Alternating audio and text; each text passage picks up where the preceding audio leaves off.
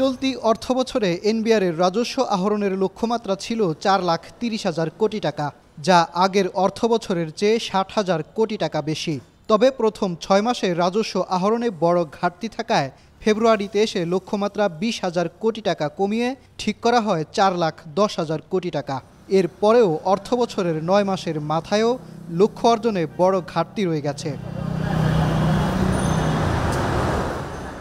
এনবিআরের হিসাব ঘেঁটে দেখা যায়, সবশেষ মার্চ মাস পর্যন্ত লক্ষ্যমাত্রা ছিল 2,81,745 কোটি টাকা। এর বিপরীতে আহরণ হয়েছে 2,59,866 কোটি টাকা। তাই 9 মাসে ঘাটতি 21,979 কোটি টাকা। এর মধ্যে আমদানি রপ্তানি শুল্কে ঘাটতি 9,079 কোটি টাকা, মূল্য সংযোজন করে 4,350 কোটি টাকা, আর আয়কর ও ভ্রমণ করে 8,448 কোটি টাকা। আগামী বাজেটের আগ পর্যন্ত যে সময় আছে, এর মধ্যে এনবিআরকে আহরণ করতে হবে আরও 1,29,000 কোটি টাকা।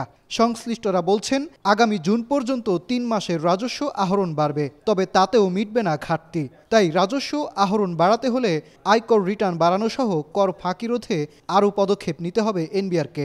টার্গেট ফুলফিল করার জন্য রেভিনিউ ডিপার্টমেন্টের কর্মকর্তারা তারা সিরিয়াসলি ড্রাইভ দেয় এবং যত রকমের ফাঁক ফোকর আছে সেগুলো ধরার চেষ্টা করে।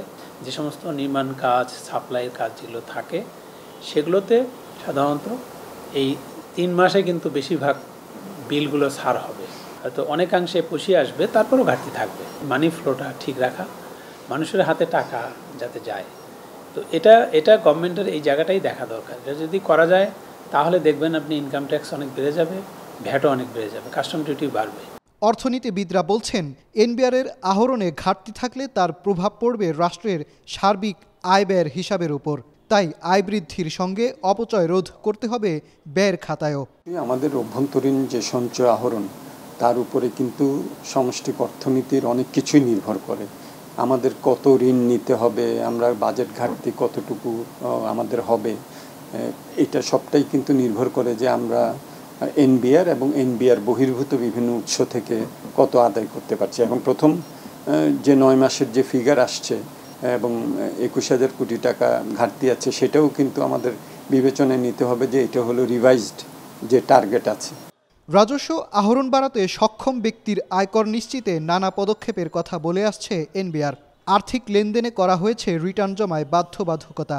এর পরেও মার্চ পর্যন্ত দেশে বর্তমানে 1,01,00,000-এরও বেশি ট্যাক্স আইডেন্টিফিকেশন নাম্বারের বিপরীতে রিটার্ন জমা 41 লাখ। মাজহার মাহবুব, এখন, ঢাকা। শিয়া বাটার, অ্যালোভেরা ও ভিটামিন ই সমৃদ্ধ লিলি বিউটি সোপ।